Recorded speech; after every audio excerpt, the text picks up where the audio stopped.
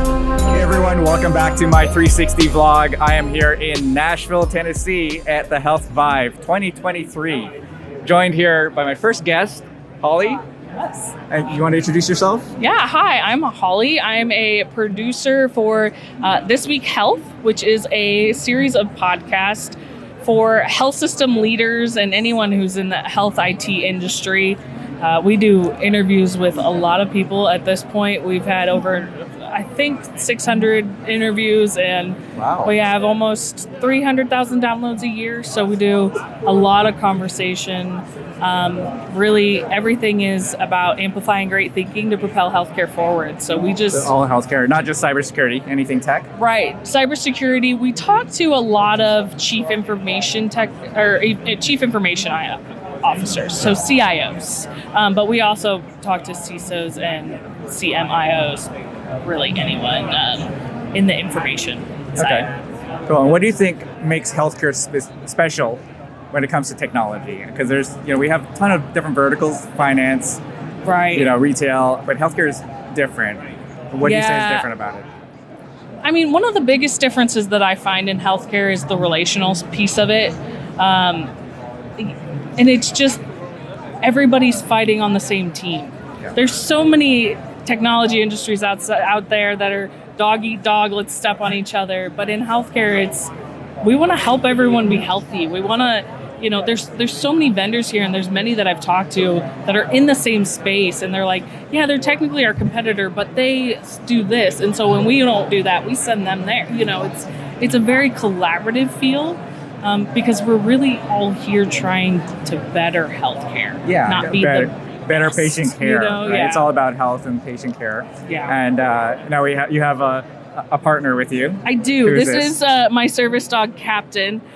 He comes with me pretty much everywhere, but at the conference, he's particularly fundraising for Alex's Lemonade Stand for childhood cancer. Yes, I know that. So, yeah, anybody who's here at the conference, and we're going to do it again at HIMSS, who sees him and gets a picture with him and any of their friends and posts it on social media and tags This Week Health, we're donating $1 for anyone who's in the picture. Wow. So does a video count? A video counts. I think so, as long as he gets tagged. Yeah, he's he does great, and we've been doing the podcast for 5 years, and doing anything social media wise for 5 years is a big deal. And so we decided to just do this campaign all year long with Alex's Lemonade Stand to give back. We've just been so blessed by this community, and we That's wanted great. to bless So how did you get else. into podcasting? Our host is Bill Russell, and he's actually my father. So I got in through the family, but being the daughter of a CIO, so that's what he was first for a 16 hospital system in California, I got to see how that lifestyle affects family. And then I started working with him when I left college, and I fell in love with the industry, and now I listen to his podcast. I listen and talk to CIOs and CMIOs and have these conversations with them. And I mean, it's an amazingly intelligent group of people, but they're also just a wonderful group of people. Right, and I mean, you got to love what you do, right? Oh, You can see that. Just talking to people, 100%. this is a lot of fun. Getting to know people and the technologies and what drives them. Well, thank you very much for being on this podcast, on this vlog. And thank you for having me on your podcast. Yeah. Guys, I'll put the link below to where you can see my interview with Holly. And stay tuned for the next segment. We'll see who we can catch up with next. Awesome. Thank you so much. Good luck.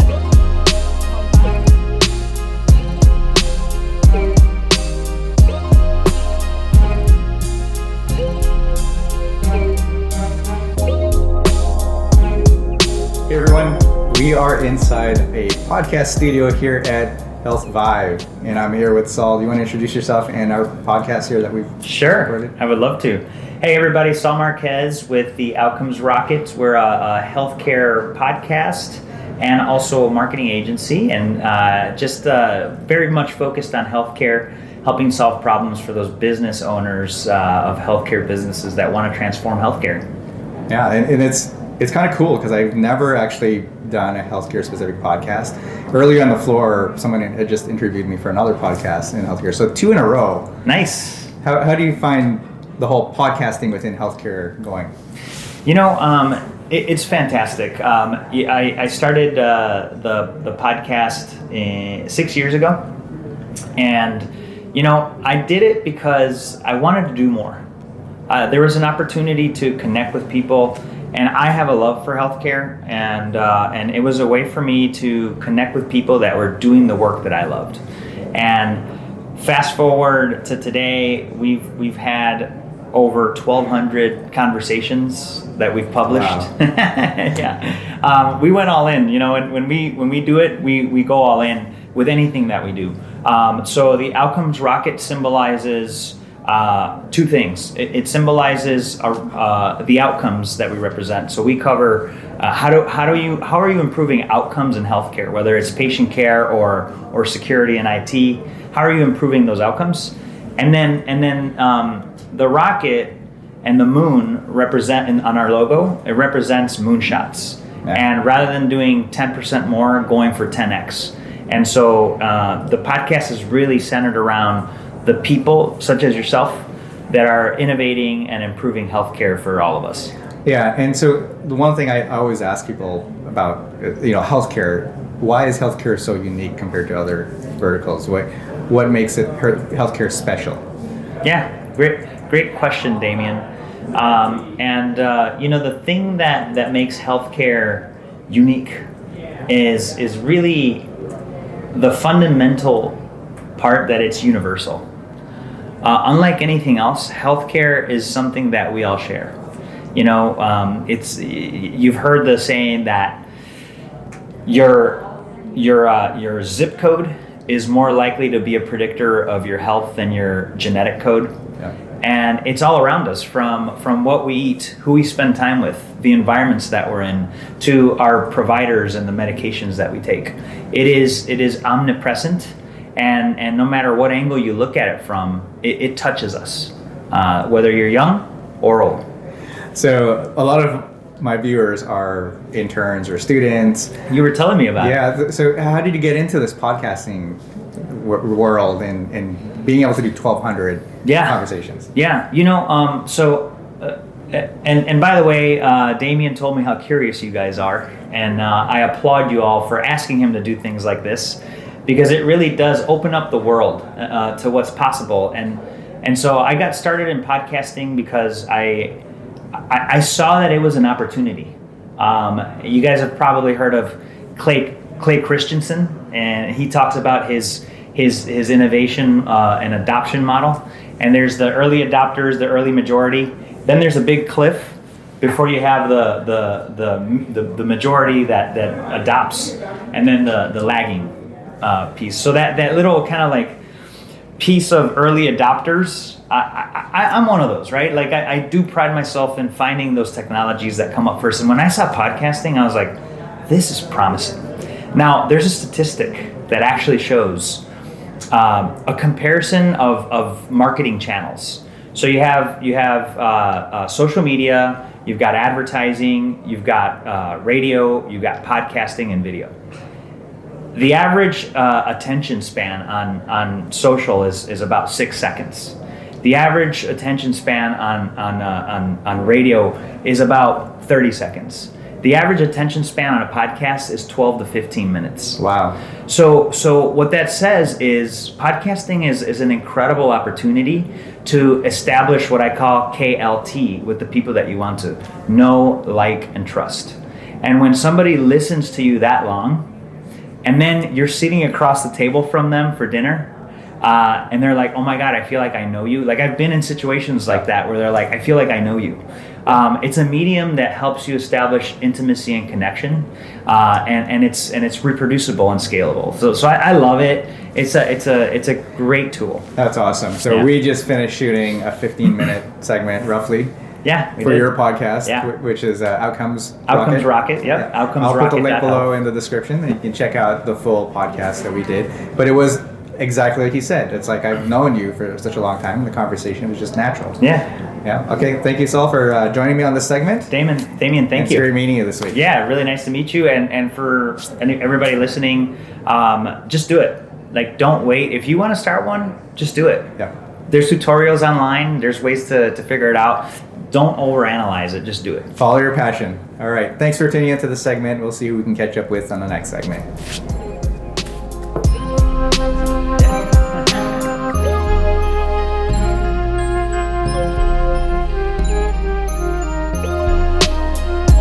Hey everyone, we're back here on the expo floor for another day of meeting new people. And I came across this booth. They tried to actually recruit me for a C-level job in healthcare, but don't worry, Netscope, I'm not going anywhere. You're not getting rid of me that easy. But you want to introduce yourself, Christel? Yeah, hi. My name is Christel Alvarez, and I am the CEO and founder of a company called Alvarez Search, and we're based here out of Nashville. Okay, and so are you focusing on healthcare-specific resources, technical resources, and leadership? Yeah. Yes. So my firm, we're mostly focused on working with early to growth stage healthcare tech and services company on a national level. And we do mostly leadership positions and then team build-outs, depending on what our clients need. Right. So tell me a little bit about the healthcare vertical and finding those leaders within healthcare. Why is that so important that they have healthcare experience? Well, I'm going to try to explain it like this. The United States healthcare is really, really complex. So when you're going to hire for a specific role within a healthcare tech company, it just helps elevate the company faster and grow the company faster if the individual understands the healthcare ecosystem here in the States, because it is such a complex system. Yeah, and I think we talk about it in technology terms. It's also a vertical that sometimes is a little bit behind. Legacy, lack of funding, different politics, right? Especially with clinicians and trying to manage that patient care from that aspect. Yes. So most of my clients are going to be the more innovative early stage companies and growth stage. So with them, they have the funding, they're doing disruptive technologies in the healthcare space, but they still come against those obstacles, right? It's because we do have the system of the payer and the provider and then the overarching government on top of it, right? So it is a little bit slower to adopt because you're moving these, you're trying to make an impact and change these really big institutions that have been doing it this way for a very long time, right? And so you're talking about thousands of people with jobs that are used to doing it a very certain way, right? So it is complex. It is a little bit slower moving. However, healthcare is ripe for disruption, and we're seeing that now. Yes, and that's what I talk about a lot in my articles and blog posts. It's about trying to take our industry to the next level with innovation. Right. Okay, one last question for you. A lot of my viewers are students or interns or people starting their careers within cybersecurity. Okay. Do you have any tips for them on how to get their career started and maybe have a successful career in the long run? Yeah, well, first off, cybersecurity, you guys are going to have jobs. There's job security across the board. If they're wanting to get into healthcare, it's just another layer of complexity, which would then be, job security throughout their entire career. So I would say study hard, make sure you keep up with the latest and greatest technology, and, get with a good company when you're first starting out. They can really lean in and train you, right? To really, really lean in and train you. Not just from a technology standpoint, but from your soft skills, because soft skills are just as important as your hard skills. Yeah, and I've been telling my students, don't worry about the salary when you first start. No. Get as much knowledge and practice and education you can. Exactly. And because you are talking about cybersecurity and technology, everybody thinks that you're just going to be hiding in, the back office. Right. It's not true. You got to learn how to work with other teams, not be siloed, learn those soft skills early and adopt it early. Okay. Communication is key. Great. I'll put a link to your company below in the description. Awesome. But thank you very much for joining me on this segment. Yeah. Happy ViVE. Yeah. Have a great show.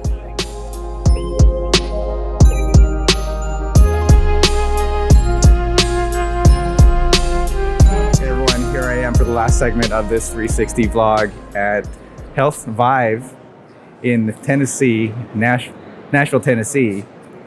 I've never been here, and I've joined here with Alan Pitt, who I randomly met on an airplane from Phoenix. Although we did know each other, we just didn't realize how many common connections we had. We had a lot of common connections. Especially being from Phoenix. Do you want to quickly introduce yourself? Sure. So I'm Alan Pitt. I'm a practicing neuroradiologist. I've been a serial entrepreneur over the last 20 years. I'm constantly looking for better ways to take care of each other at scale. And really that takes a village. Yeah. And we need all sorts of people from all walks of life to really help us do that. Okay, we met randomly. Well, maybe not randomly, because you just approached me at the airport and we started talking. And then I looked at your LinkedIn and you had a post about talking to strangers. Yep. What's that all about? So, I teach my kids. So I had this post and it's basically, your mother was wrong. You should always talk to strangers. And my attitude in the world is that you never know who you're going to meet. And I ask 4 questions. Who are you? What do you do? What do you care about? And how can I help you? And in doing that in my career, I've met all sorts of people, heard a lot of interesting stories. And really the fabric of my life has been markedly enhanced. But I've also been brought into interesting projects just on random conversations. Random like conversations. This. Yeah. Exactly. And the previous 2 segments that I did for this vlog were random meetings. And I got to be on 2 other podcasts, got to interview those podcasters, and now get to meet someone from Phoenix that we probably should have met earlier. We worked at the same organization for years, yeah. know a lot of the same people. Both worked at Dignity Health. Absolutely. Know a lot of people, over 50 shared connections. Yep. So tell me a little bit about what you see in healthcare in, I guess, trying to maintain resource levels of Yeah, so I know you talk to a lot of people who are kind of thinking about what they want to do in their future. First, I'd like to say healthcare is one of the most purposeful things you can do. And there's lots of ways to contribute. You don't have to be a physician, you don't have to be a nurse. Sometimes you can be an IT expert. We need people from all parts of the ecosystem to help us. Yeah, healthcare is very special and required. But you can show up for work and know that you're making a difference, which is make a difference pretty rare. That's a nice thing. For the country, for society, and for our communities. The biggest problem I've seen in healthcare today is that we just don't have enough people. There's the pre-pandemic and the post-pandemic world, and really people are leaving our profession in droves. It can be hard work. And so we're really short. And so I'm looking for better ways to enable workforce stabilization. How do we keep people in the profession longer? Right. And one of my lessons learned is I'm a radiologist, and we moved from the clinic to the cloud 25 years ago. And that was partly due to technology, but it was also a change in process and how we showed up. So 25 years ago, a long time ago, anyone, anywhere could read any case, anytime. And I think we're about to enter an era where the same is true of pretty much anyone in healthcare, where we need to support people throughout the ecosystem. So someone like you with vast domain expertise in IT might be able to support somebody with a simple question and get them to the next step, where if we were fragmented and across the continuum, it'd be really difficult. Same is true of like junior nurses who need senior people. And so we need to figure out what I'll say is a PACS for everyone, the infrastructure that would be necessary so that people, whether they're junior or senior, could come together to provide value for the patient. And I think that's been one of the challenges within healthcare is the collaboration effort. And even to this day, I see a lot of healthcare providers scared to move to cloud. It's starting to get smaller and smaller, right? They're starting to embrace it more, and embrace new technologies. But I still see that hesitation. Cloud has always been a little bit of a bugaboo word for many hospital administrators, but I think we have to figure out how do we provide care at scale. Right. And cloud is a necessary piece of that for sure. Yeah, do it efficiently. Absolutely. 100%. All right. Well, thank you very much, Alan, for joining me on this last segment at Health ViVE. Oh, it's been a pleasure. I mean, we had to come all the way to Nashville to meet each other, but hopefully next time I see you, it'll be in Phoenix. Oh, it was a pleasure. Thank you so much. So much. And thanks, guys, for tuning in.